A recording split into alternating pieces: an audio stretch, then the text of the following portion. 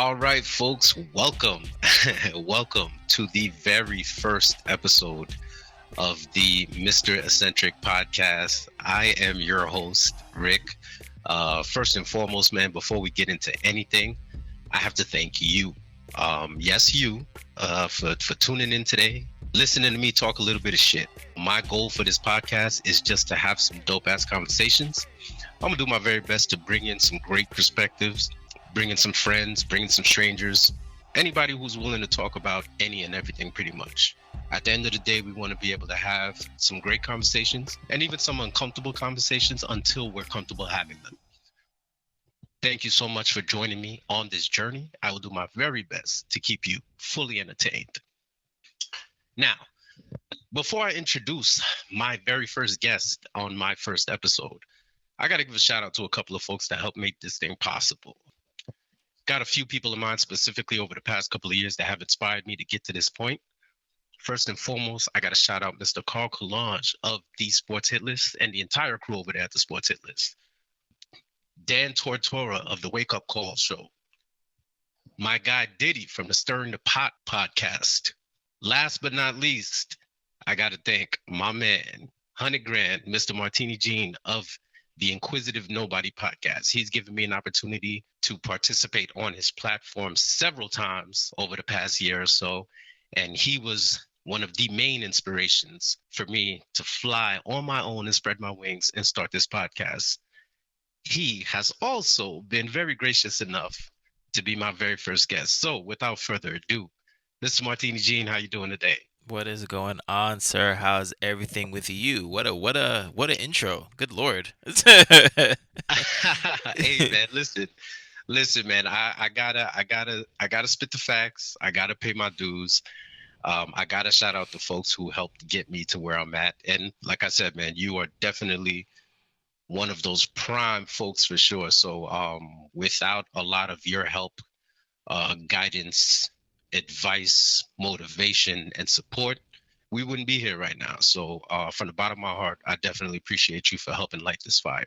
Nah, no problem, man. Nah, it's always fun, just trying to teach this stuff to like other people and trying to, like you said, light that fire within you to be like, you know what, I can do this. So it's awesome to see, and like I just want to see how you flourish and how you go. I can't wait for episode 50, episode 100, and episode 150. It's gonna be dope.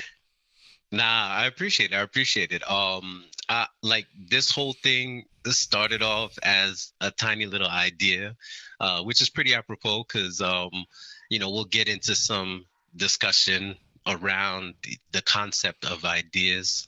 But again, to start from a small idea to kind of pitch it to you, get the amount of insight that I was able to get from you and kind of get to this point, man, it's been a great journey. So I'm glad that we're finally here. Now that we are here, I gotta ask the $1 million question. The question I'm sure everybody is wondering right now. Another fucking podcast, bro? Like really? Another fucking podcast? Do we need more podcasts out here? Like Yo, you know, I like mean, what I feel like, everywhere you turn, it's a new podcast. It's a new podcast, man. So let me get your thoughts on the recent rise and increase in podcasts. well, the funny thing is just that like, well, podcast. I mean, I really didn't do my research on this, but podcasts are pretty old, man. I'd probably say 10, 12 years old, really, and nobody knew them. I remember when I was first hearing about them. Well, also, I know I'm gonna get this wrong, and I know your audience is gonna freaking like kill me, but like the term podcast really came from when the Apple iPod came out, and Yeah, and they were yeah. doing casts. I actually saw that little nugget recently, so you may actually be correct on that. But go ahead. Yeah, so it goes all the way from there, so and people really couldn't wrap their head around it, but it essentially is just a radio show, but just on the internet. That's pretty much all it is, but it was just a very new thing that people were talking about. And also too with podcasts, you can be a little bit more or a lot more, depending on who you are, authentic because everybody knew was radio broadcasting. So you'd be like, "Hey, this is 98.7, the Beat FM, and blah blah blah." You had to have that. Hmm. You had to have this voice. You know what I mean? Yeah. But with podcasts, you can literally just be yourself. I mean, you can curse, you can be political, non-political, and just be more authentic. And people love that authenticity. So I think that's what happened with the just rise of the rise of podcasts was usually more to that the equipment was cheaper for the layman, the everyman to do it Hmm. too. Where I wouldn't say that podcasts were just done by professionals and celebrities, because now the celebrities are really have a third pocket, as opposed to doing music and TV and all that stuff. Yeah. They're like you're like most likely your favorite celebrity will have a podcast now, and that Hmm. wasn't like that like 5 years ago. You Yeah. know, I, Go I ahead. I think you make a valid point from the perspective of, like, the production aspect of it. I Hmm. think I've seen where just in the past couple of years alone, it seemed to look like such a huge and massive undertaking from a production standpoint that you got to go into a studio. You got to have an engineer and a producer. It's like that was the optic, in my opinion. And I feel like the more research I started doing, when I started talking to you about possibly starting my own and getting some insight about as far as what your process looks like and whatnot, doing all that research and finding out and seeing, like, okay, there's there's a handful of pieces of equipment that I can get and have in my house, some that I already had in my house from DJing and whatnot, that can get me up and running, where I don't necessarily need this full blown studio production necessarily. So to be able to make it that much more attainable to regular people, I would imagine, kind of leads to more people getting into the industry and getting into that content creation game. No, absolutely, and even with the equipment that you and I have, I remember talking to another friend of mine who wants to get into the podcast game. I even told him that because he had the idea for one for a while now, but he hasn't really got on it. So I was thinking, oh, maybe it's the equipment and stuff like that. There's apps out there literally on your phone uh that you don't even need the equipment. You just need your phone, and then you hit record on it, and then once it's done, boop, put it on social media. If you don't want to do the editing and all that stuff, because some people, they just don't want to do that. They just want to Hmm. speak and put it out there. You can do that too. So there's different equipment, and there's also different levels of podcasting that you want to do as well. So Yeah. yeah. Yeah, and that makes sense. So I guess the next question for me is, what do you think has lit the fire under everybody else? What do you think, is there a common thread that you think is kind of playing a part in more people having this desire to create this type of content and get into this type of content creation game? Well, I think it's pretty much the times that we're in. Definitely a lot of that, and just the subject matter that's going on, and also just the easy access. Pretty much podcasting is like the new like Twitter or something like that. Like with Twitter, Hmm. everybody has their opinion on whatever. It could be from like bread to freaking politics, or what's going on in Ukraine and Russia and all that stuff. Everybody has an opinion, and people believe that people want to listen to them. Like Yeah. everybody has like a sounding board. you know, Yeah. so there's that. That they just want to have their voice heard, and everybody wants to be heard. I think that's another reason too. But I think a lot of it is just the times people have opinions. People have strong opinions on things, especially with what's been going on the past couple of years with like the Me Too thing, and Hmm. like Black Lives Matter, the pandemic, all these things are coming Pandemic, out, yes. and also too, I mean, going back with what you said, saying like, man, another podcast. I mean, I've personally sent you memes where women are talking about like, men, you need to freaking Yeah. go, you need to go to the surgery, you need to go to therapy, then do another podcast, all right? Because we Uh-huh. like we need, or stop doing podcasts, man. We need more engineers or need more electricians and stuff like that. They don't want us Yeah. to share our opinion, you know? Yeah. So let's touch on that, right? Let's touch on the what is it, the manosphere as they call it, Yeah, yeah. and you are absolutely correct. We have seen, while we're continuing to see a rise in new podcasts and whatnot, there are a lot of men getting into the game and speaking their truths more and speaking their opinions more and whatnot. And to your point, all the ladies out there don't seem to be in approval.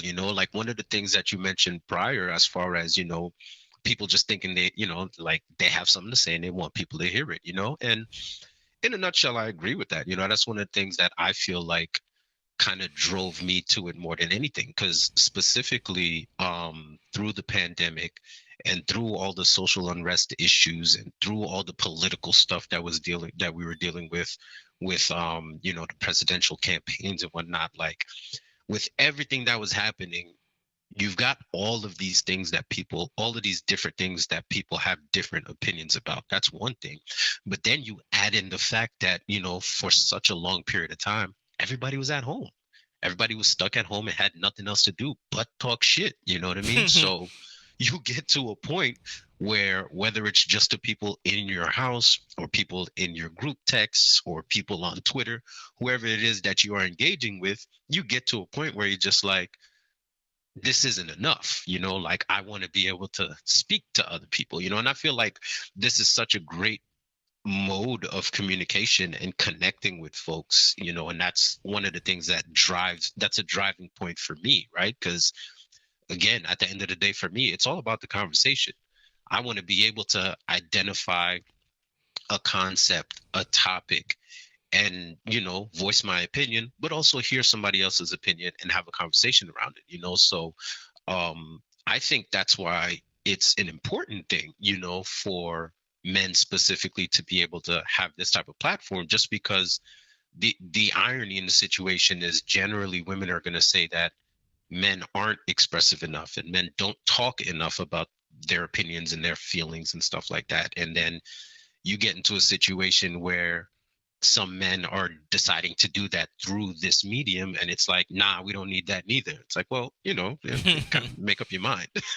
You know what I mean? Mhm. You want us, you know what I mean, you want us to be verbal and speak up or not, like, so it's kind of crazy as we see those memes go around. But that was one of the funniest things, where all of your social media platforms, your phone is always listening, and obviously my phone knows I'm prepping to launch a podcast, and that's all I've been seeing lately is women either tweeting or memeing or straight up vlogging that I need to shut the fuck up and not do it. You know what I mean? But Yeah. joke's on you, we here. Well, no, because a lot of the things is, to your point. Yeah, they want us to be expressive, but with the whole like manosphere, the thing that you're talking about, that is talking about them, and they don't want to hear that. That's the Yeah, thing. yeah, So yeah. like that's the issue. But yeah. So yeah, let's definitely talk about the manosphere. That has been a rise too, and I think that the manosphere the manosphere is a very, very interesting corner of the podcast market, and I think that is just a blowback from the Me Too stuff. Hmm. It's a wave. It's an ebb and flow. It's wave and current crashes and all that stuff. The guys did bad things to the women, so the women are rallying back, which is amazing. But then now it kind of goes crazy, like with the or goes too far with, like, with the Aziz Ansari thing, and people are like, nope, that's not. I don't think that's the same thing as this other things. Like Yeah. the Aziz Ansari thing is not like the Harvey Weinstein thing. So Hmm. now the men are kind of like fighting back, and I've noticed, because I don't necessarily follow a lot of people on the manosphere, but I will, just like you said that your phone listens and stuff, so it will present me these things. It will present me these people and stuff. So I mean, I don't necessarily follow these people, but the same people keep coming up. So I s- I take the manosphere as two forks in the road. Okay, Hmm. so one fork is the manosphere is talking about the betterment of self. Well, let's bring it back. I think there's 2 points. There's two forks for the manosphere. One Hmm. is for the single, if you want to stay single, and the other one is if you want to be in a relationship. So I think the single one is more like the betterment of self. Like stop chasing the girls and all that stuff. Concentrate on yourself. What is Yeah. it? Damn, like be strong king or whatever, like no, focus on yourself king. That's Hmm. the if I were to put a title to that, that's what it is, focus on yourself king, because I always see that all the time. Don't talk about these girls, these hood rats or whatever, blah blah blah. Just stay on yourself. So that's a lot of like gym stuff. Do a lot of gym stuff, focus on yourself, and just be the best functioning adult and be the best version of yourself, which more power to them. I like that aspect. But then the other aspect is, if you want to get into a relationship, fine, but you will not be the simp in the relationship. She will be under you. You know, Alpha male. yeah, like the alpha male. Yeah. Yeah, exactly. That's the other part.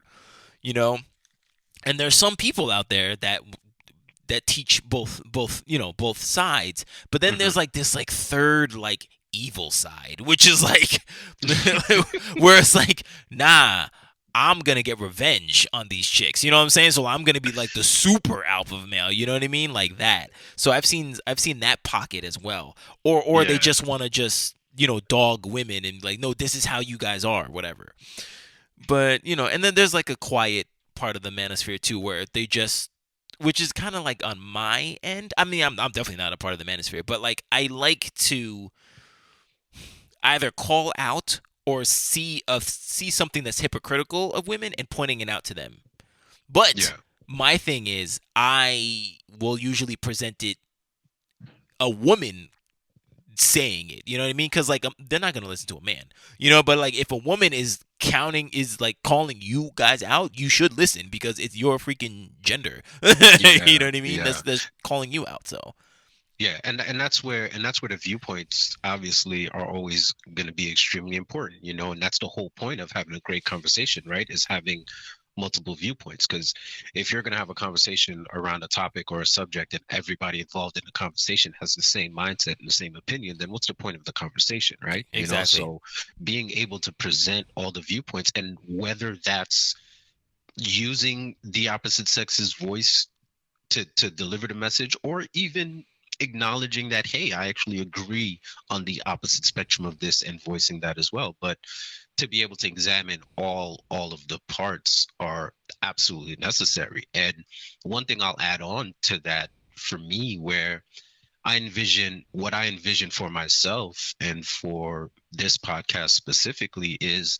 an additional lane where it's the happily married father who is trying to speak to those other married fathers that maybe don't have an outlet always. So I'm going to do my very best to touch upon subjects regarding that, so it doesn't always have to be toxic, and to your point, I'm going to have conversations around things that affect single folks, and I'm going to have conversations around things that affect folks that have been done wrong in relationships. And then it's not always going to be relationship based too. We're going to focus on all types of different aspects, even here with this very first episode, where we're going to kind of talk about the concept of dreaming and having ideas and whatnot. So I think there's a lane for everybody.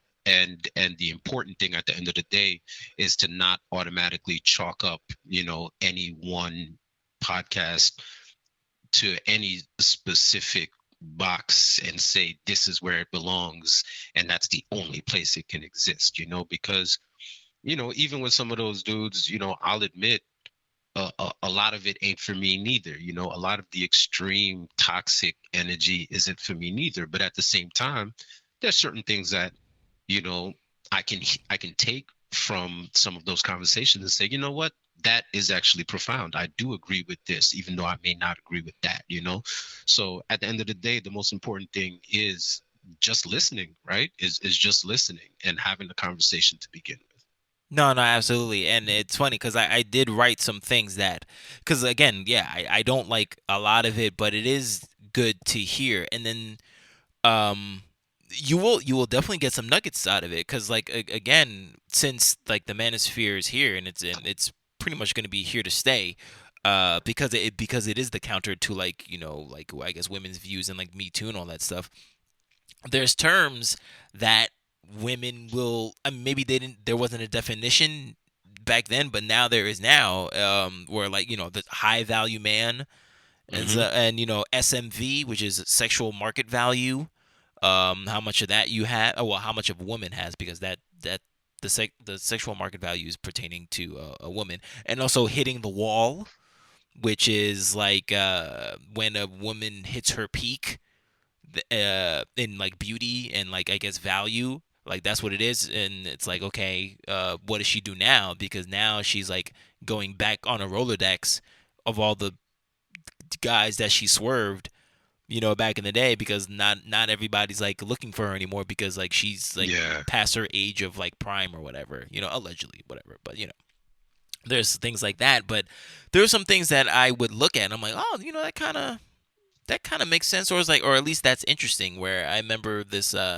one person was saying, he had this saying where it was like, women hang out at the finish line and they pick the winners. They don't care about your struggle. And Hmm. I find that that's interesting because like, and people might say, oh my god, that's disgusting, whatever. Like, what do you mean? But you can, well, not counter, but you can say it in a different way where it's like, well, women want established people. They don't care how you got there, but they want you as They want you established. there. Yeah, they Yeah, they just want you want you there. there. Yeah. Yeah, they want you established. So I don't think a lot of women are gonna, go off of that. Um, and I remember seeing this one too, where it says, women make rules for betas, but will break those rules for alphas. And I completely, Mm. I completely believe that's true. That is factual as hell. Like, I mean, I feel like we see that, you know, that is prevalent in just about all of, I don't want to say all, but I feel like that's prevalent in a lot of the encounters Hmm. that we see between males and females within relationships and whatnot. So that's something that I think I would most certainly agree with. Yeah. So yeah, so just stuff like that. Of course, again, I don't want I don't want to rule the manosphere out as being toxic. I mean, definitely. I mean, I hate that word anyway, but like, there is definitely some misogyny there. But Yeah, and that's the thing. Again, it goes back to what I was saying before. I swear, you don't want to paint with a broad brush or whatever and just put everything in one box. Like it's not all bad, but Mhm. at the same time, we can absolutely step back and say there is definitely some toxic masculinity and misogyny that flows through that unfortunately robs the message sometimes, Yeah. whereas the message can be a great one, but the delivery is key. The delivery and the messenger are always going to be key. So I think when it comes to just the manosphere in general, the most important thing to be able to preserve it and get it to a point where we can continuing to have more men have great conversations amongst themselves and with other folks is to make sure we are keeping in mind how the message is being delivered and presented so that it doesn't get lost in translation. Yeah. Yeah. Hmm. All right. So, well, moving on to the actual topic. We're going to talk about ideas, right? Because again, like I said, the idea for this podcast came while I was collaborating with other content creators and doing guest spots on their platforms and whatnot. And the more and more I did it, the more engaging it felt to me, like the more comfortable it felt to me. And then when I started kicking it with you for what have we knocked out, 6 episodes now, I think. Yeah, 6 episodes. Yeah, so when I started collaborating with you, and we've done 6 episodes together, on the Inquisitive Nobody podcast. And, like each time I was just like, nah, man, I got to do this. I got to do this. So that idea continued to blossom, and, and finally get to the point where we are here. And, I thought it was a perfect topic to talk about, just because there's been plenty of ideas that I've had in the past that I didn't necessarily put all the focus and intention into, that should have been put into it, and to have them come to fruition. So I want to be able to explore, some of the mindsets around that, as I know we've had conversations around that as well. So first things first, what did you want to be when you were a kid? What did you want to be when you grow up? That's super simple. I wanted to be a cartoonist, which is more of the proper term is an animator. So Hmm. I loved, well, I still do, but I really, really, really loved cartoons when I was growing up, Yeah. and I always wanted to like just do that and draw. I loved drawing, but I was never really that good at it. The only thing that I can do was like I can draw. If I were to draw something, it would definitely be like an abstract thing. It wouldn't be like Yeah. a thing. Like you know, if someone's hey, draw an elephant, I wouldn't be able to do that. But if I just let my hand wander and go, like it would be like a cool thing. You know what I mean? And when I started growing up, I would do like little, comic books and all that stuff. And then I found out that you, one that you really had to draw, but like two that you had to draw. When I started noticing like how cartoons are made and stuff like that, where a frame is a second is 24 frames, so Yeah. you would have to draw the same thing 24 times. And I'm just like, oh, I can't do that. That's a lot of work. Yeah, that is a lot of work. But I loved the behind the scenes of it. So I would Yeah. watch some documentaries about that. But I was like, yeah, I can't do that at all. But that was like the main thing that I wanted to do was be a cartoonist, animator. Yeah. See, so with me, growing up, I remember the first thing I could remember saying I wanted to be or do when I was younger was a lawyer. Like Oh when I wow. was, yeah, and again, like I don't even think at that age, maybe 5, 6 years old or so, I don't even think I fully even understood what the hell that was. Mhm. So I can't even really remember why that was something that I had said, right out the gate, like, this is what I want to do, Mhm. and then, you find out you got to go to school for like 100 years. And I'm like, yeah, maybe this lawyer thing ain't for me. Right, right, right. You know what I mean? So, Yeah. but, the first realistic thing that I had kind of said I wanted to do was make movies. Oh. And even to a point where, and I'm sure you remember this, where, I had a couple of ideas for, different movies and whatnot. And there was, the one particular idea I had, for the, what was gonna be the top grossing movie of all time, Golden Gate. Dun, dun, dun, Right. I had this fantastic idea for this movie, and had all these hopes and dreams of saying, one day I'm going to write this movie and get this movie filmed, and it's going to be released and all of that. And you have this thought, you have this idea and ambition, and then you start growing old and life happens, and then at some point down the line you stop and you think and you're like, wait a minute, whatever happened to that awesome idea I had? So um I know for me, that is without a doubt one of the things of all the crazy, wild, dope, stupid, $1 million, possibly could work, probably won't work. All of those random different ideas I ever had growing up throughout my life, I would probably say that that specific movie idea, Golden Gate, which I'm not going to give anybody the details Yeah, because, don't do that. hey, you never know. It just might come out at some point. um, that is absolutely the best idea I've ever had that was not completed, you know? So, what for you, if you can remember, what's the best idea that you think you've ever had that you didn't follow through on? I have so many of those things, just like you said. I have so many, All like, right, well, if you don't want to narrow it down to just one, feel free to give me a couple of them if you want. well, no, it's just that yeah, like just like you said, life happens because you start on something and you're like, man, I really like this. So you start writing the stuff down and you have like a summary and you're like, ooh, I can't wait to work on this.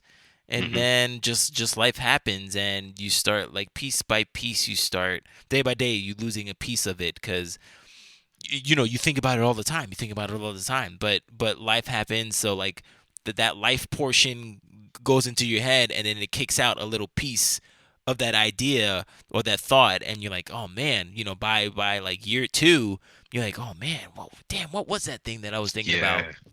That thing was amazing. So I went to a 8 week um screenwriter workshop in Hmm. New York Film Academy. So that was really awesome. I mean, I couldn't do like a 4 year or whatever or 2 year or 4 year because that was super expensive. Even the 8 week thing was Yeah, I crazy. was about to say I could imagine even an 8 week program was likely expensive. Yeah, it was super expensive, but it was awesome. And I made a lot of friends there. It was really cool. But yeah, I worked on a script. Just like you, like that script keeps like gnawing at my side, just like finish me. You know what I mean?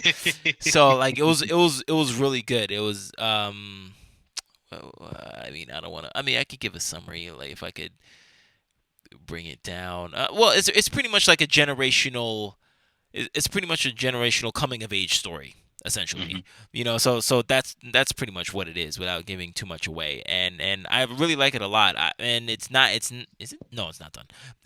It's not done.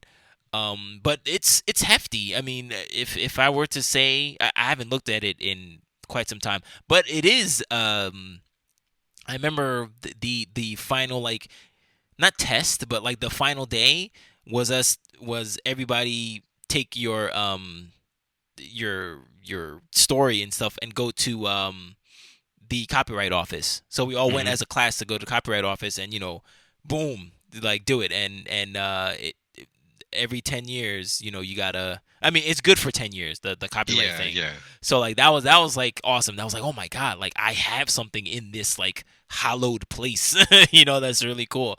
And I think in like 2020, I think I didn't go down to the office. I did it online, but I resubmitted it and got That's another okay, 10 good. That's years. exactly what I was about to ask. I was like, all right, are we within the 10 years? Did you re-up? Yeah, Like, yeah. No, I definitely re-upped. And yeah, I haven't touched it in a while just because I just have other projects.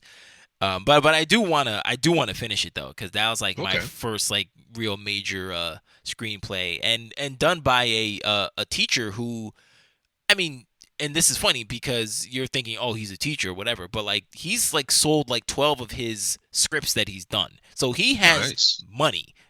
Granted, even though you sold the script, that doesn't mean that it'll get made. But Yeah, yeah, exactly. but the production companies, they sell big bank for sold scripts. So Hmm. he has money in the bank, man. So I think he's actually retired now, but he's good. Even though I don't think any of his movies got made, he still made a lot of money from the scripts. So yeah, so I got taught by a really great teacher. I mean, granted, it's been how long now, so I probably only remember like three of the things that he taught me. But I definitely do want to finish that eventually. Go back to it. So So let's stick right there then. So okay, you took the class, you've got this amazing teacher, you were able to put pen to paper and create something. You got it copyrighted and whatnot.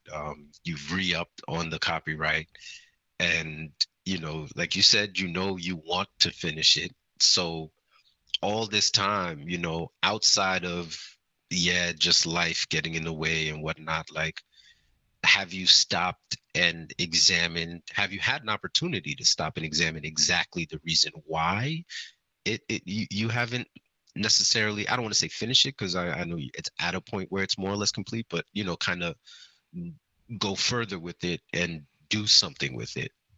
It's just more. It's just priorities, really, to tell you the Okay. truth. Because again, I just have other projects. I mean, I have this podcast which takes up a lot of my time. I Yeah. have work, like normal work that takes up a lot of my time. And like the other projects I have two projects. One, I have two books that I'm writing, not necessarily at the same time, but they're alive. Yeah, Hmm. and I'm working on that. I'm working on those. So it's just priority, because like some things can, I guess, be done quicker than others, Yeah. and some things are just like evergreen, like the podcast can't end unless I end it. Hmm. So Yeah, that that makes sense. that's always going to be a thing that's going on, but everything else, a trickle at a time. But again, if I were able to eliminate my normal job where I can um just have time for that, because that's 40 hours brought back to me, Hmm. so then maybe I would like dust off the stuff and be like, okay, let me look at this, or at least finish the other projects quicker, because a book can end. So then like those other projects are done. Okay, Yeah, I eh, see what you you mean. know what I mean. The project's done. The books are done. Boom. Okay, let's get to the screenplay. Yeah. So yeah. See, and that's one of the things I kind of want to examine, just because for me, I got to a point where, kind of thinking back on my screenwriting aspirations and my ideas for these movies and whatnot. The thing that I kind of landed on was, well, the concept more or less that I landed on was a combination of a fear of failing and the fantasy of winning, Um, I think subconsciously with that specifically, it was a situation where you're fighting, those two aspects within your mind, and one feeds the other essentially, so we look at the fear of failing first. Obviously you tell yourself, yeah, I've got this great idea, and I could, and I could run it through my head exactly how it would go start to finish as a movie. And for me, I think, man, this would be amazing. I'd love to sit down and watch this. But who's to say anybody else would? Who's to say that it would be any good if I were to write it?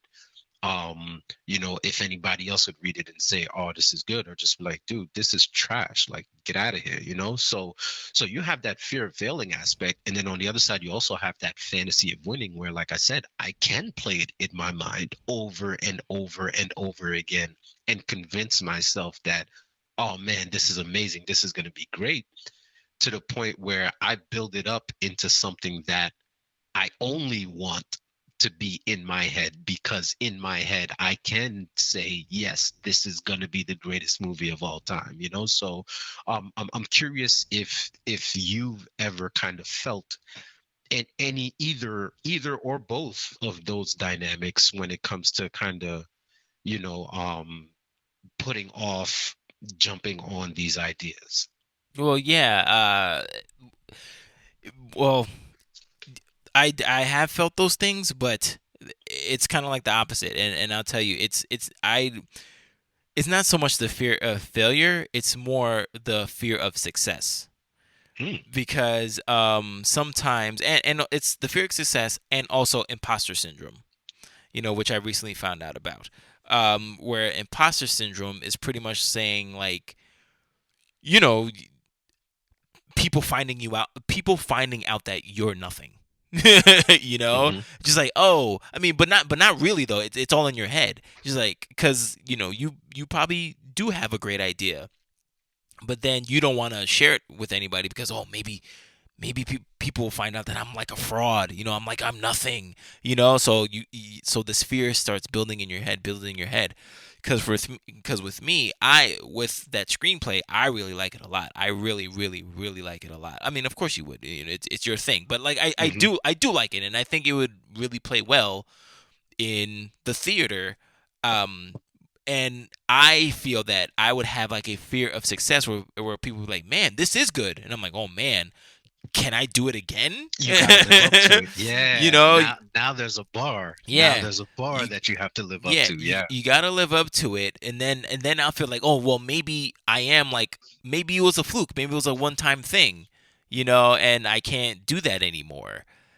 So like, funny thing too, because like the fear of success and all that stuff. There was somebody who was extremely confident in their first screenplay.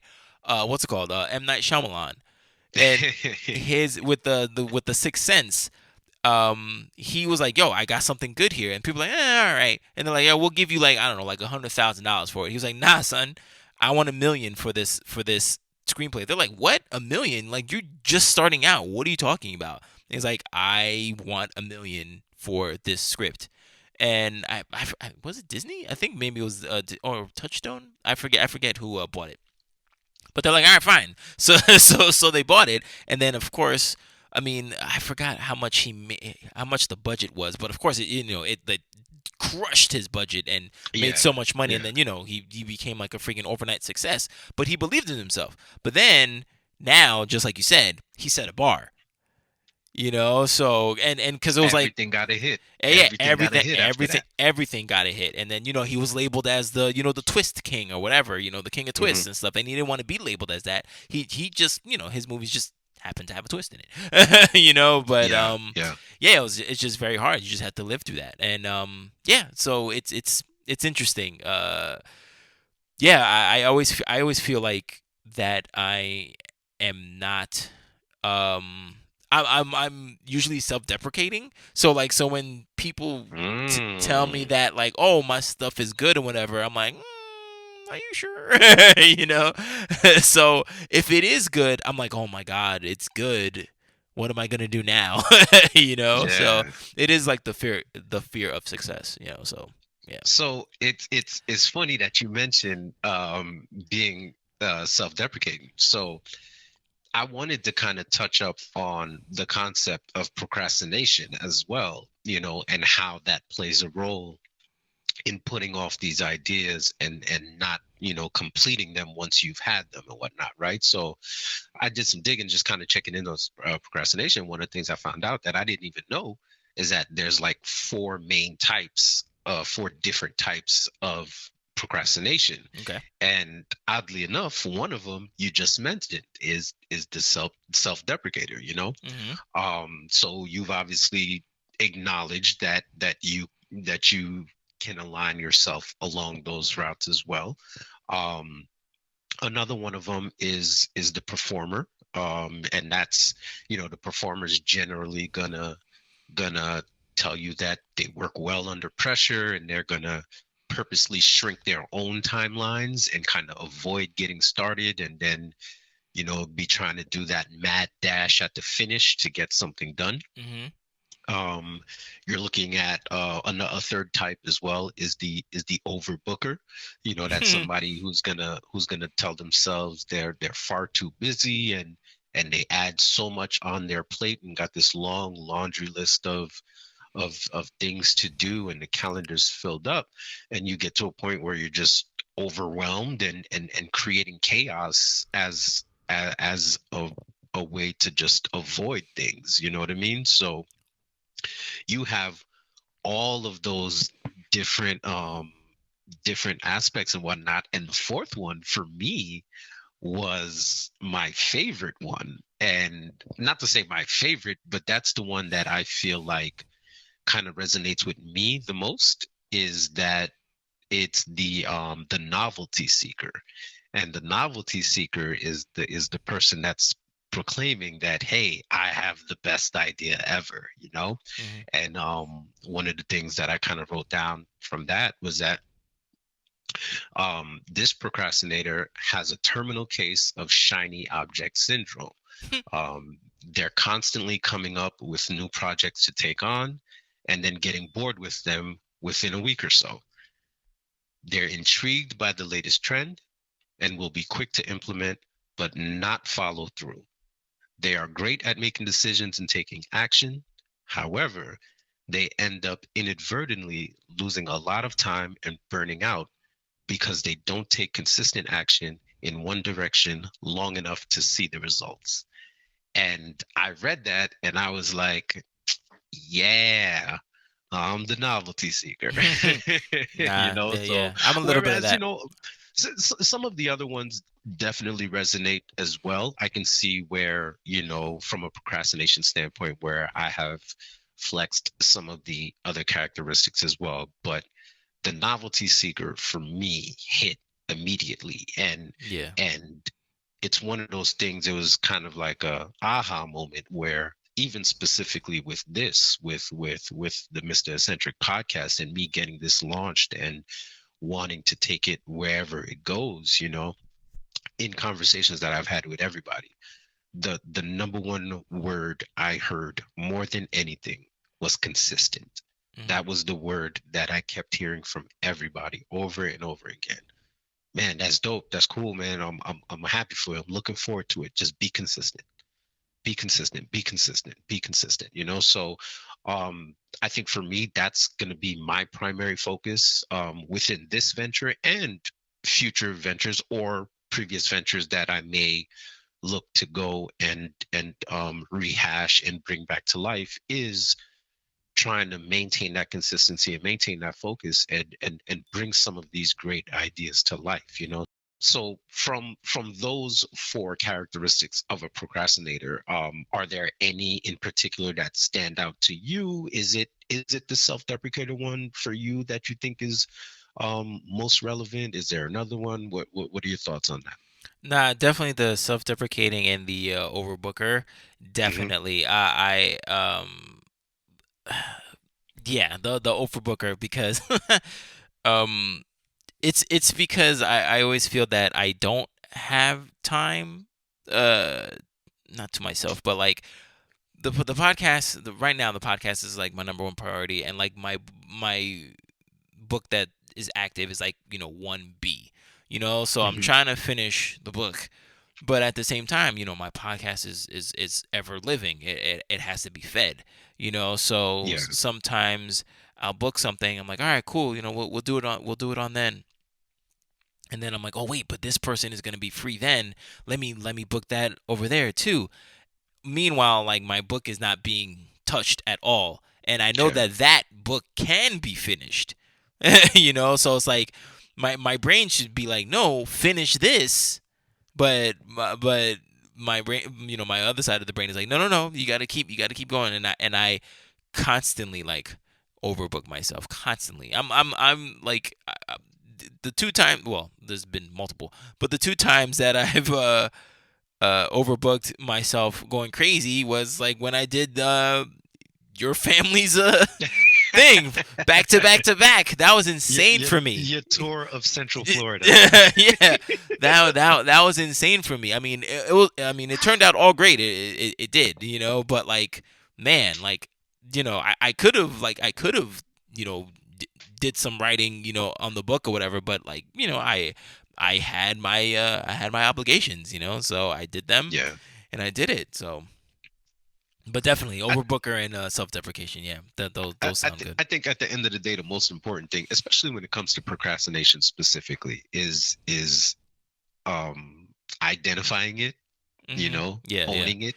yeah. That's a big part of it. Once you come to terms with it and you can establish some of the behaviors and identify some of the behaviors that you are exhibiting that is keeping you back from accomplishing some of these goals and tasks and whatnot, that's the first step, right? So and then from there, it's trying to implement whatever you can to try to course correct that.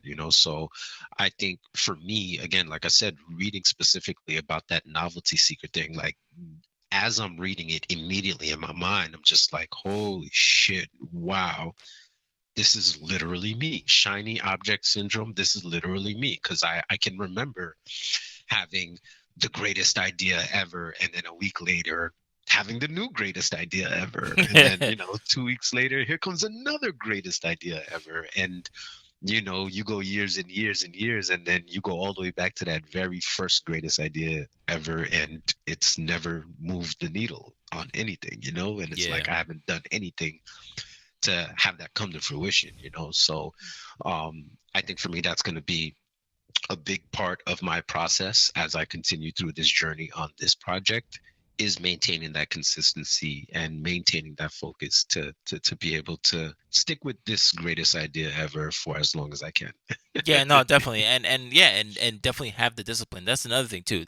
The consistency has to go along with the discipline, and then Yes. I think you'll be good with that. Just like with me, I don't have I there I don't have a set day of when I set a new episode, but Hmm. I have yet to miss a week of an episode. Every week Yeah. there's an episode, and I've been doing this for a year and a half now, and I have not missed a week.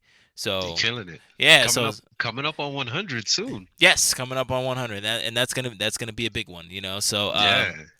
So yeah, so that's the thing too. But also, I don't know if this necessarily goes with overbooking, but being overwhelmed, because Hmm. sometimes I have so many spinning plates. Like when I come home from work, I'm like, okay, work is done.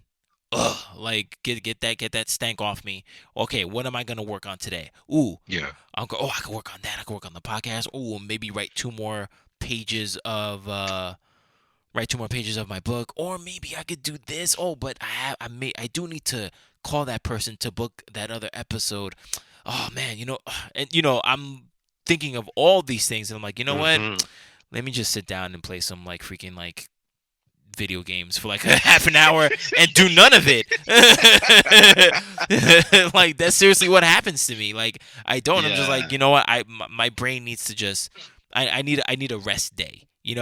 Tomorrow I'll tackle whatever, but like right now it's just too much.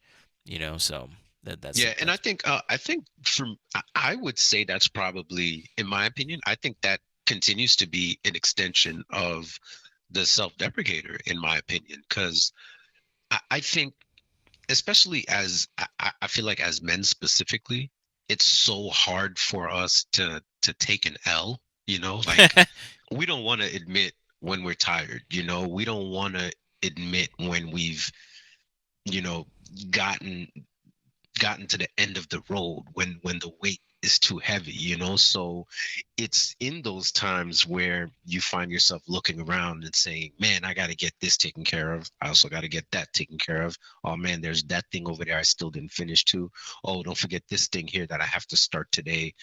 So you start piling up, and of course, yes, you get overwhelmed. And then I just feel like we don't give ourselves an opportunity to be able to step back and say, hey, this is too much right now. Let me chill and pause for a bit, regroup, refresh, recharge, and then come back and attack it, because by not doing that, and by not kind of releasing some of that pressure and some of that stress, it's a lot easier for us to do exactly what you said. Like, you know what?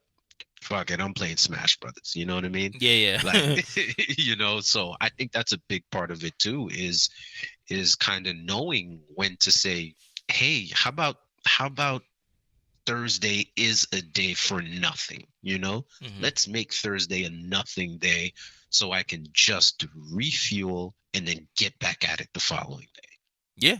No, definitely. Yeah. day. Absolutely. Oh, but I do have a fun little story. I think you'll get a kick out of this. An embarrassing story, actually. So, like, when I was at New York Film Academy, uh, down at the base of the academy, is a bodega. Hmm. So anybody outside of New York is a corner Listen, store.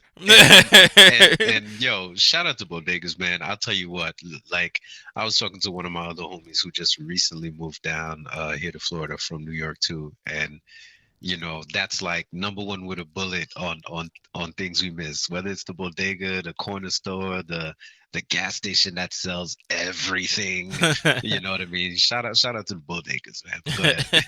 But yeah, so it was lunchtime, so it was like, all right, the teacher's like, okay, you go get your lunch, come back in 30 minutes. All right, cool. So I go to the bodegas right there because I'm not too familiar with New York. I didn't want to travel too far, so I just go downstairs, go to the bodega, and then I look in there and I'm looking for something to eat, and I see somebody. I'm like, oh, okay. I'm like, wait, who? Oh shit! So in front of me is near me is Chad Hugo, one half of the Neptunes, Hmm. right? So I'm like, oh snap!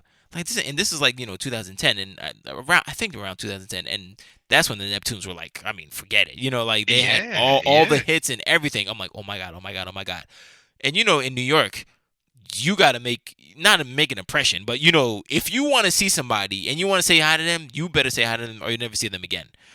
Whether it's a Shoot your girl, shot. celebrity, nothing. So I'm like, oh my god, oh my god. So like yeah, it's Chad Hugo. One half of the Neptunes, the other half is Pharrell Williams, right? So like I go up to him and I'm nervous as all hell, and I got my food, whatever. I'm like, excuse me, and he's like, yeah, and mind you, out of the two of them, Chad Hugo is he's not shy, but like he doesn't like he's private. There you go. That's the word I'm looking Yeah, for. yeah. He's not the face of the No, group he's not. at He's all. he's super Yeah. private, whatever. So I'm like, oh my god, and he's like, yeah. I was like, and I'm like, are you Chad Williams? And then Oh, he's like, yeah. And I was like, kinda. I'm like, yo, I'm one of your biggest fans. You guys are great. You guys are awesome. And he's like, oh, thanks, man. And then he just walks out. He's like, he's appreciative of the thing. And I'm like, oh shit, I just called him Chad That's Williams. the worst. Yo, that's always the best part when you finally realize it. You're just like, fuck. But I was so nervous, yeah. So I mixed the two names. I was like, "Fuck." That's always the worst. Then now, of course, you're an overthinker. So for the next month and a half, you're replaying the Yeah, entire man. situation in your head. Oh man, but it was dope. Hey, at least I got this. At least I said hi to him. So and I Yeah, told him hey, his hey, his his work is yeah, awesome. you got it half right. Hit that right. Oh man, but yeah. Oh man. All right. So tell me, what is the best idea you've ever actually been able to complete and bring to life? Oh wow. There is this. Okay, so I have one screenplay. Uh, the screenplay that I haven't finished, which is like I really want to make that into a movie. And there was another one that I did complete actually, Hmm. all on my own. Um, that one was like if okay, without giving too much away, it's pretty much my version of the movie Crash. If you remember that, I think that Okay. came out in like I don't know 2000 2001 maybe. I don't know. I Yeah. could be making that up, but Yeah. where Big where ensemble cast, like big ensemble kind of cast, multiple Tandy Newton, storylines. Matt Dillon. Yeah, Hmm. yeah, exactly. That story. Jay Hernandez. I think. No. I confused him. No, that's not Jay Hernandez. I forget his name. But yeah, big ensemble cast, and yeah, it's pretty much a story with different perspectives. Kind of Yeah. the same story going along with different perspectives. So it was that, and I did that, and it was really cool. And I was like, wow, I like this a lot. So and it's not even to brag or to boast, but a lot of what people say. Like Stephen King or something or something like that. World renowned author and stuff. They say Hmm. write what you know. And not to say it's gonna be automatically good, but like you like it, and or it's like what do people say? Be the thing that you want to be in the world, Yeah. and stuff like that. So it's just like you like your stuff because it's like, hey, like this is something that you'd like to see, either in a book or in a movie. Exactly, exactly. So you're like, oh yeah, I like this. I like the cadence of it. I like how these uh characters act, and stuff like that. You know what? I like this. So that's a good start. And I think that's a good focal point for people to realize. You have to like your work because it Hmm. is going to be work. Yeah. It's going to be work. I have a project. Like the book that I've been talking about. Um, Embarrassingly so, but I'm still working on it. But it's been 15 years since I've been working on that book. Just because of life, and just stops and starts, and okay, I need to put this down. I need to get a new job, have priority, and all that stuff. And every so often, I'll remember it. Like, what was that great idea that I had? Where is that stuff that I've been doing? And I didn't really put a serious, you know, thump on it, maybe until like probably the pandemic. Hmm. And I started looking at old files, and I'm like, wait a minute. What does that say? 05? And I was like, oh my god. I was like, yo, like that. This idea is that old, and I'm like, Yeah. man, that much time has passed. Oh my god. No, I really need to put my foot into this thing. And that's when I really started taking it seriously. I'm like, no, I'm going to finish this shit. Hmm. Like I'm going to finish it, and my dream is to one day walk in a Barnes and Noble and get my own book. So Yeah. I think that's what one I'm of going the to do. I, I think one of the cool things within that dynamic also is to be able to look at something that you first thought of, nearly 20 years ago, and have an idea and a mindset around that. And then now you fast forward all those years later. So, you kind of have an ability when you do get back to it, and continue to nurture it and cultivate it and try to bring it to life. You're, it's kind of a sense where you're getting a fresh perspective, because yes, it's still your baby and your idea, but you know your thought process and your mindset from 20 years ago is obviously completely different than it is right now. So you kind of lend yourself this opportunity to really kind of reinvigorate the entire idea, hold its core, maintain exactly what it was in the beginning, but now be able to apply, at the very least, an additional 20 years of knowledge and expertise to it that, hopefully is going to eventually make for the completion of an amazing project. Yeah, yeah, no, absolutely. No, you're absolutely right. Yeah, just like you said, now you're looking at all your old stuff with like new adult eyes, and you, Hmm. you could probably you know uh be able to spot the mistakes quicker and stuff, or just have this just new adult perspective, and you're like, oh, no, I need to fix this, and it, Yeah. and it just makes it better. You definitely probably have better vocabulary, so something that might sound juvenile can now sound more adult, and all that stuff. And you're like, oh yeah, this is I can pump this up a little bit better, Yeah. and it yeah, and it works out. It works out better. So yeah. Mm.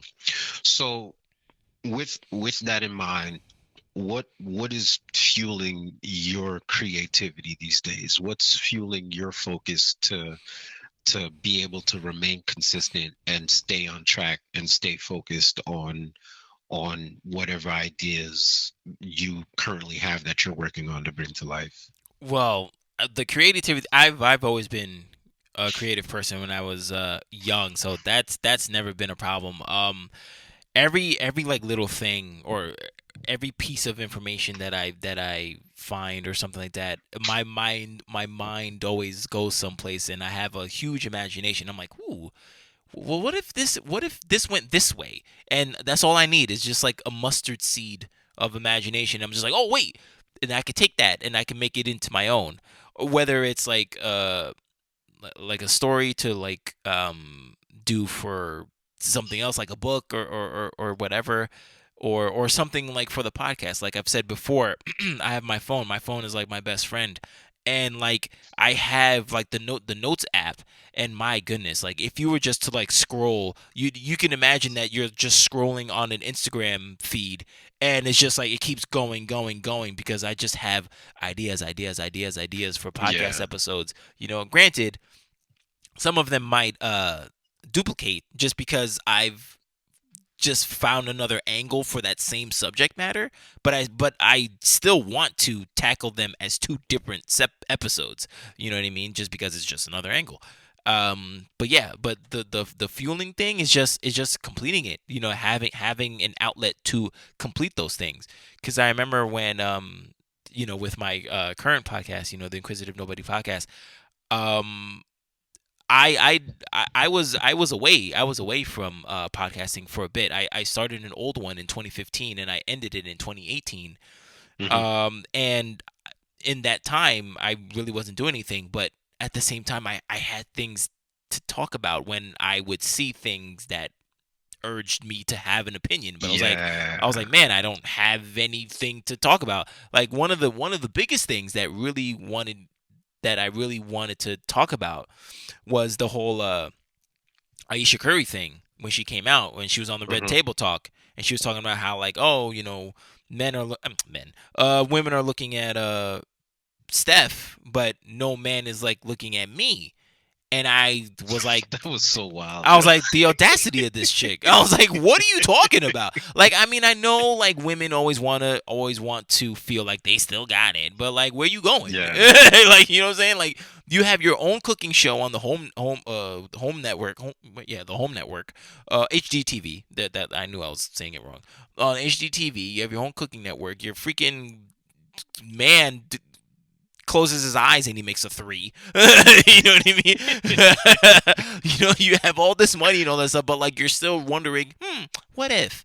So I just thought that mentality was so interesting to me, and I was like, "Oh, I have nothing. I have nothing that I Yeah. wanted to. That I have no equipment, no nothing."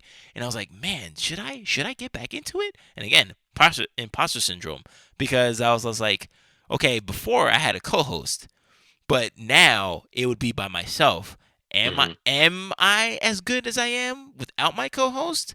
Was my co-host like the thing that made it happen? What if Yeah. I suck? Who wants to listen to me now? And all that stuff, because since I was going to be on my own and I wanted to be on my own, that's why it was so important for me to be on my own, and I don't want to co-host because I want to know if I can do this by myself. You know, And and yeah. oddly enough, like that's one of the things that I remember, that's one of the first things I remember you more or less explaining to me, way back when you approached me to be on the first episode with you, the first episode we did together on your podcast, where, initially it's like, wait, podcast?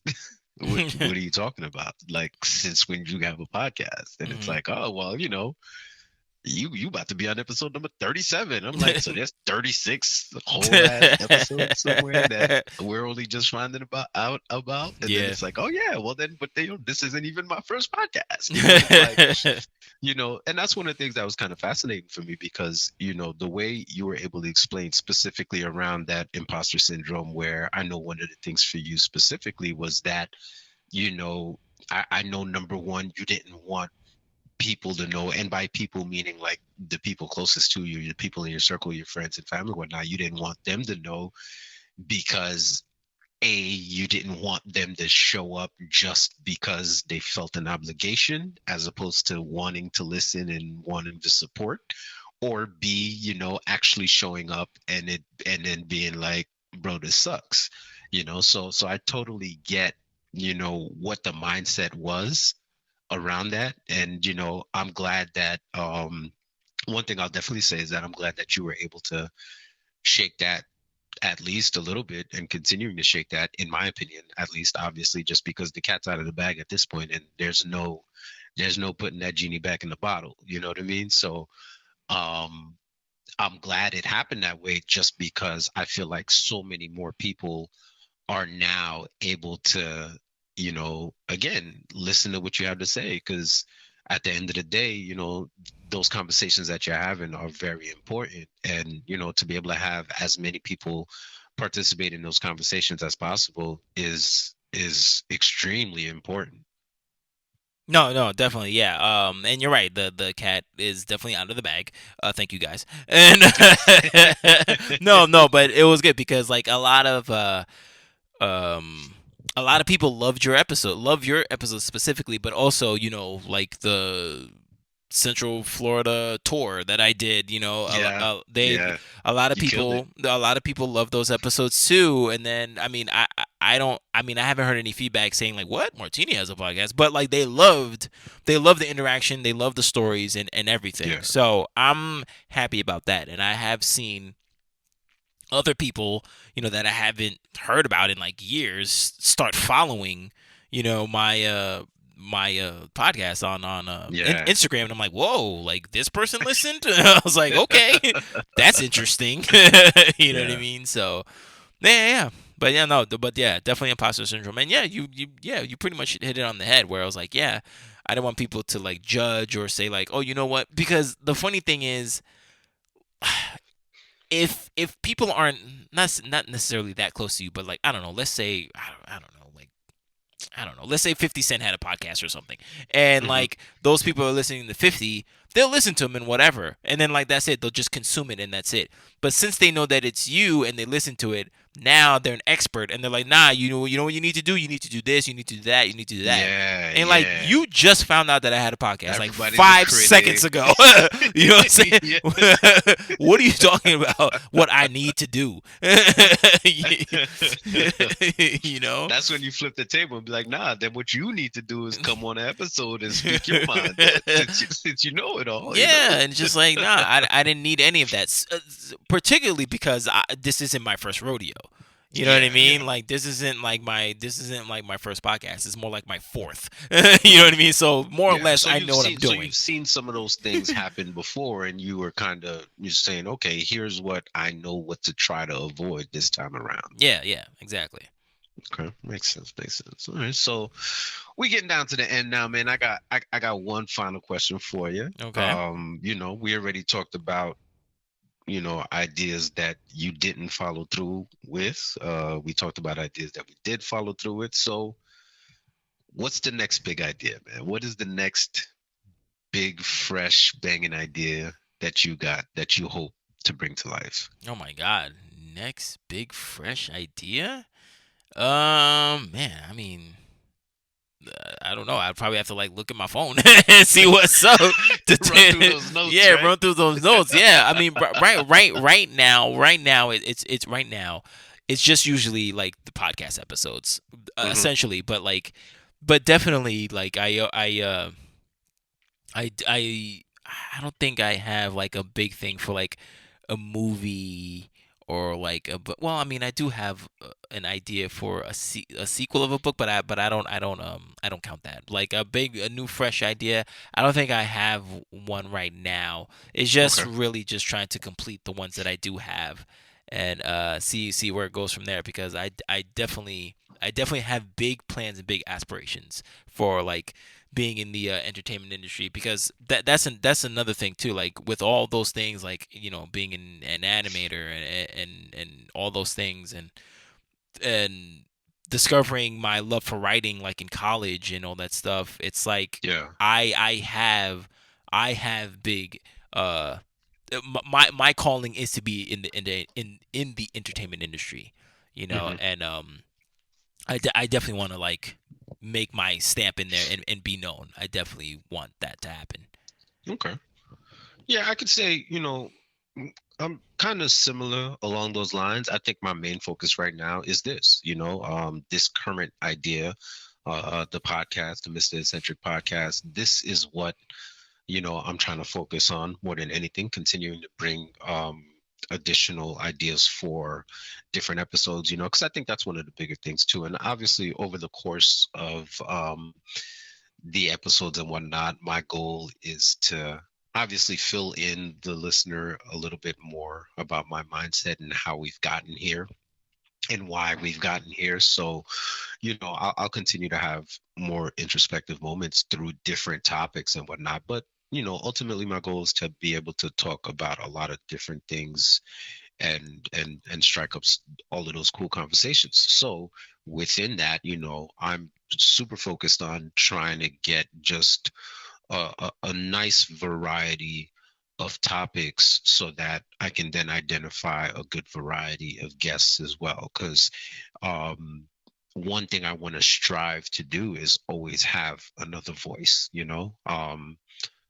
there's going to be times where it will just be me, but at the same time too, again, I want to always be able to present um, multiple and alternative perspectives. So I think that's probably what my biggest focus is right now. I do have a little big idea that's on the side that at some point I got to touch up on. It's an idea for an app where, again, I don't want to give too many details so nobody steals my stuff. Exactly.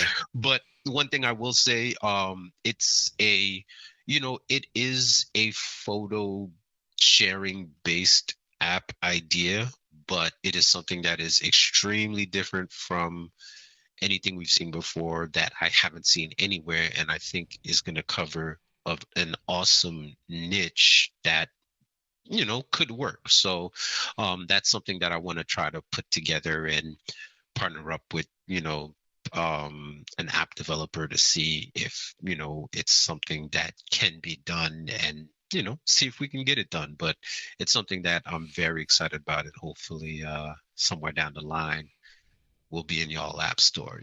We'll see. Nice. Sweet, man. That's how you do it. Yeah, man. All right, man. That wasn't too bad, right? Pretty painless. Ah, First, painless, yeah.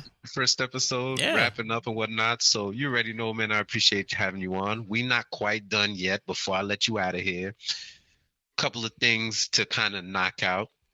Um, First things first. Like I said, I am the host, but I'm not the only voice on here. I always want to give my guests, excuse me. I always want to give my guests an opportunity to speak their minds on anything they would like to speak their minds on. So the floor is yours, my friend. This segment is going to be called Vice Versa. And in Vice Versa, I turn the mic over to my guest. You become the host of this show, and you have your option. You can either ask me a question, or you can stand on a soapbox and wax poetic about anything you want. So, Mr. Martini Jean, knock yourself out, sir. Well, well, I was talking about running through my notes and stuff like that, and I did see something that was very interesting that I would like to get your take on. But so one of my things that I don't think I'll necessarily do an entire podcast about this, but but the thought was very interesting. So I saw, so the basis was, is your relationship ever really safe? Because I saw this meme a very long time ago, and I took a screenshot of it, and then I put, is your relationship ever really safe? Because Meek Mill, famous Philly rapper, he Hmm. said, if she tell you I got a man, keep shooting your shot. Faithful girls don't reply. On God. So I was just like, that's interesting. I was like, yeah, is your relationship ever really safe? Do you always have to be on guard for someone to take her, or will she just, if someone, does the smooth moves in her DM and stuff like that, and then she's like, yo, I got a man, stop it, but he keeps going, and she's like, all right, whatever, and then they meet at a hotel or some shit. You're like, damn, son, can you ever just lay on your couch and be like, ah, I ain't gotta worry about my girl, you know what I mean? Or do you always have to be on defense or on guard?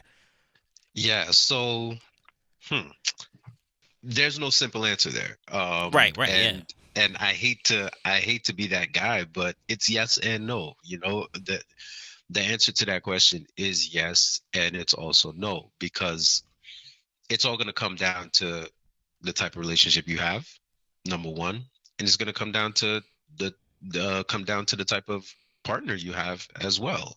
So the confidence level you have in your relationship can only be as high as the confidence and trust level that you have in your partner. So I totally understand what Meek is saying. And from that perspective, in my opinion, it's like, what? Shoot or shoot, right?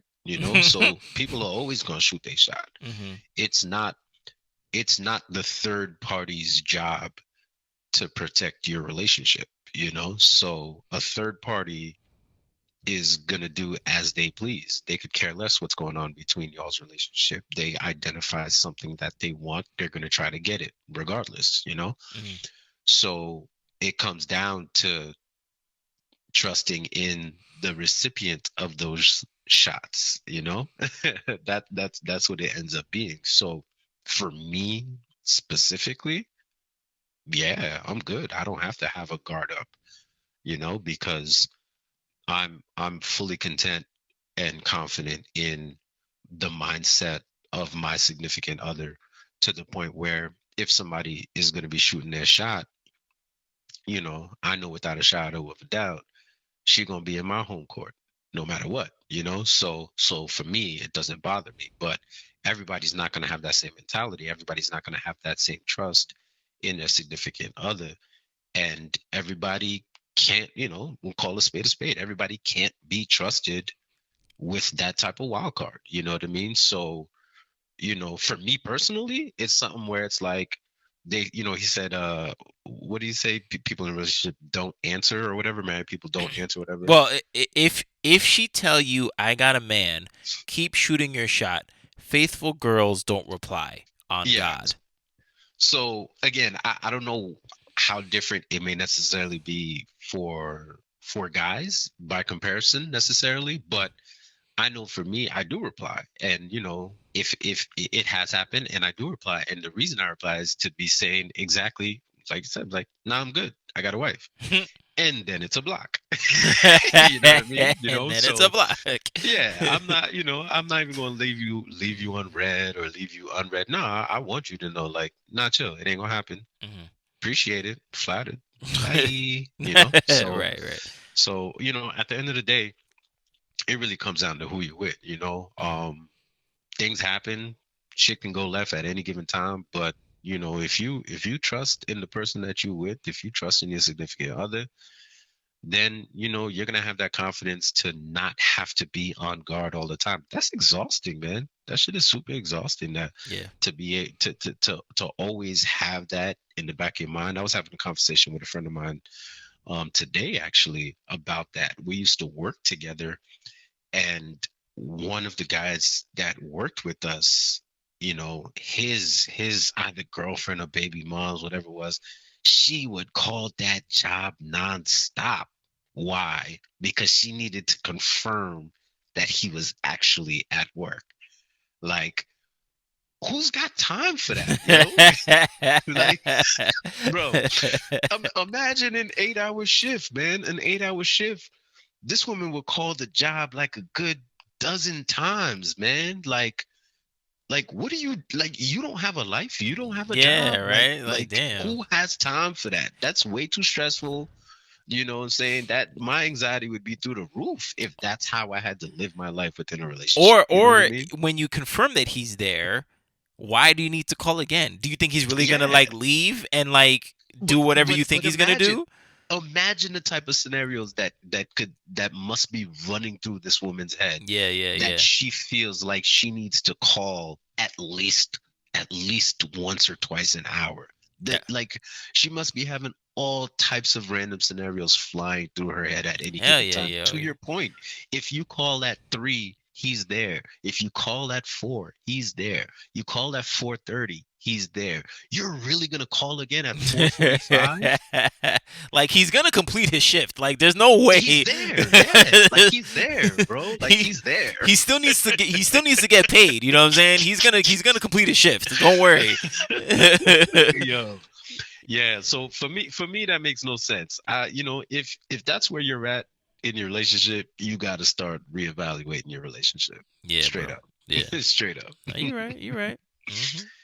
Yeah, man. All right. So now we are officially at the end of the episode. We've got one last um thing to kind of take care of. You already know my love for music. I do some DJing as well. I've always been crazy obsessed with music, and I want to be able to add a cool touch of music and have that incorporated here within the podcast as well. So what I decided to do was create a playlist that is going to be simply called Mr. Eccentric Playlist. I'm going to have it on all streaming platforms so that regardless of what platform you use, you'll be able to tap in and listen to the playlist. And the way this playlist is going to be built, it's going to be organically each episode with myself and my guest. So, with this being the very first episode, we get to add the first few songs on this playlist. Now, as we go on, generally it's more than likely going to be adding a couple songs here and there. But since this is the first rodeo, we need to add some heat to it, right? So instead of a song or two, I want to add a no skip album. All right. So, first up, I will go and I will let you know that the no skip album, and for anybody, I would assume everybody knows what a no skip album is, but just in case, obviously, exactly what the phrase says, it's an album that you could put on, press play, listen from start to finish, and never have to skip a track. You know, an album that you would consider perfect, right? So for me, I'm gonna go with my absolute favorite artist currently. She has been my favorite artist for man, I'd say probably about 5-ish years now. I randomly was driving one night, flipping through Sirius satellite radio, landed on one of the stations. I don't even remember what, listen to this voice, this song. It was Figures by Jesse Reyes. And as soon as I heard it, I immediately pulled out my phone and started looking up who this girl was because her voice just completely captivated me on that track immediately. Um, as I started digging and listening to more and more of her music, I was just like, yo, this chick is fucking fire, yo. And as far as I'm concerned, she ain't put out a bad track yet, ever, as long as I've been rocking with her. So, the first addition to the Mr. Eccentric playlist for me is going to be Jessie Reyes, Before Love Came to Kill Us. It is her debut album that came out 2 years ago, if I'm not mistaken. Now it came out right after the pandemic kicked off, essentially. I want to say it dropped in like March or April of 2020, if I'm not mistaken. And I mean, you put it on, you press play, you sit back and relax. Listen to it on your headphones. That's one thing I tell people all the time. Listen to it on your headphones. The way she puts her music together is amazing. There's great tiny little details that are picked up in stereo that you can really decipher in headphones. Make it a nice personal listening experience. If you've never heard of Jesse Reyes, first of all, what the hell are you doing with your life? Second of all, pull her up right now and add all of her shit. Straight up. Like it, save it, whatever you got to do. But specifically, her debut album, and she had a couple of EPs prior that were dope as well. But, and for me, all of them are no skips, but that debut official album, yo, the first track of the album, the very first line of her debut album is "I should have fucked your friends." Like seriously. Like that's the first thing you want to tell me? That is the first line. I remember the joint dropped.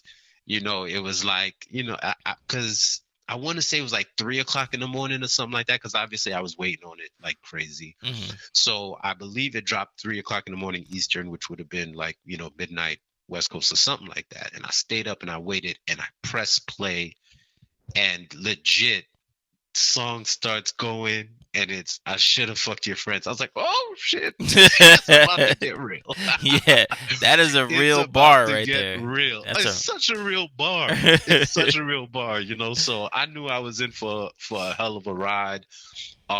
She's got Eminem featured on it. She's done a Oh couple wow. of joints with him on his album. I think she was on 2 tracks on the Kamikaze album. He did a track with her on here. That track is fire. Like it's called Coffin. Mhm. That joint is absolutely fire. Another banger. I mean, every single track is dope. That's why it's a no skip album, in my opinion. Figures, the very first song I ever heard from her. It is her biggest single to date, and it was one of the first songs she ever released way back when on an EP. So it was great that she put it on the official first album release as well to close it out.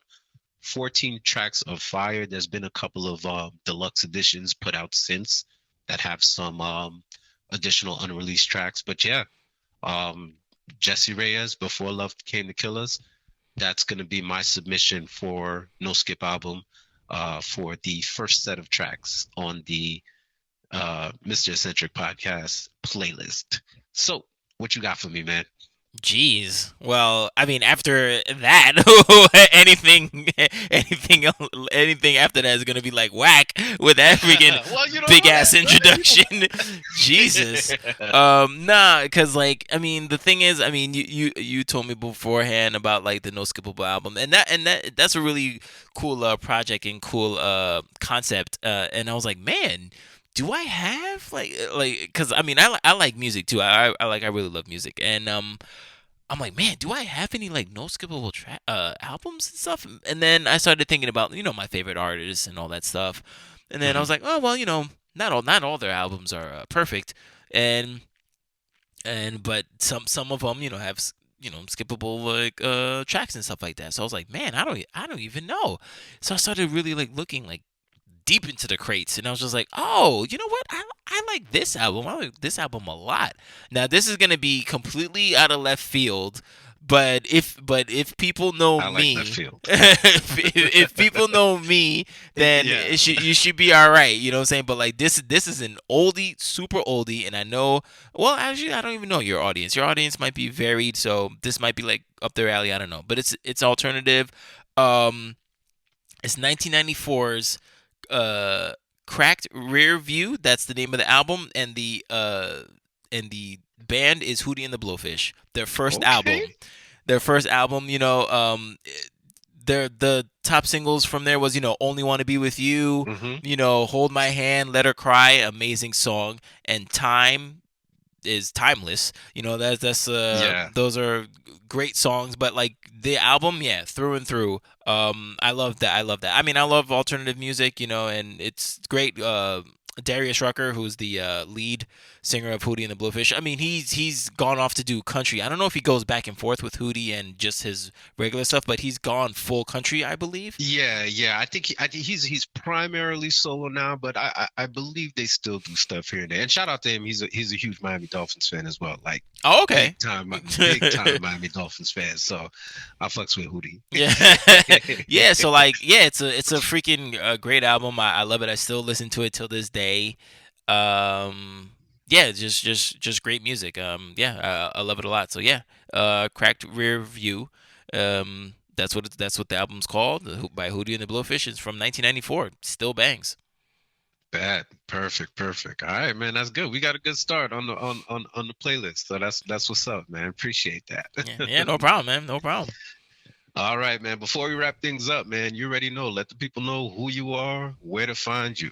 All right, so my name is Martini Jean. I run the Inquisitive Nobody podcast, and it's on pretty much all the socials: Instagram, Twitter, Google Podcasts, Apple Podcasts, Stitcher, Amazon Music as well. So I mean, whatever streaming platform you have, it'll most likely be on there. So yeah, that's what it is.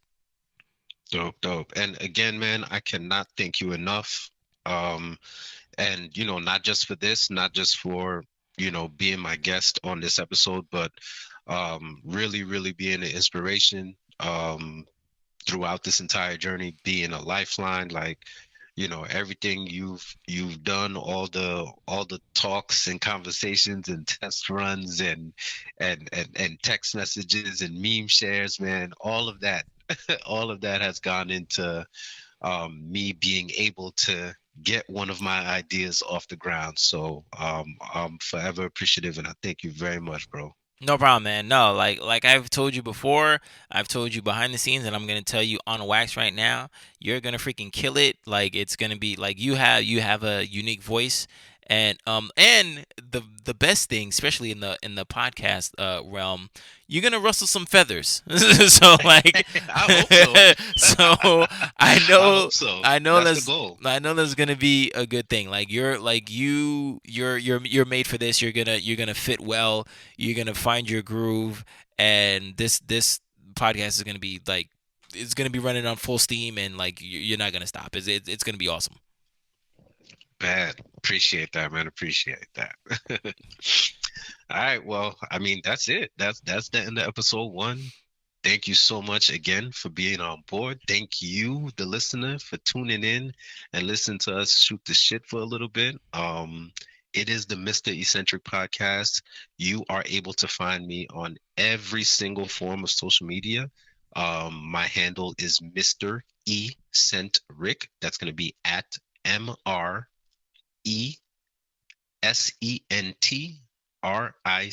Mr. Eccentric. Uh, Reach out, man. Send me a DM, send me a message. Don't shoot your shot though, because I'm married. But let me know what you thought about the episode. Any questions, comments, concerns. My goal is to be able to engage with my listeners as best as possible, as often as possible. So we're here to have great conversations. So whatever it is you have to say, I'm going to be here to listen and fire back. And who knows? Maybe you end up, on a mic on a future episode. So thank you very much once again for tuning in. Appreciate you.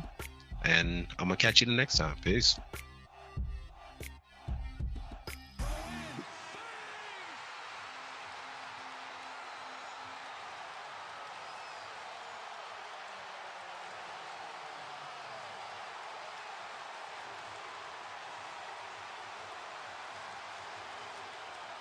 And the chance of MVP.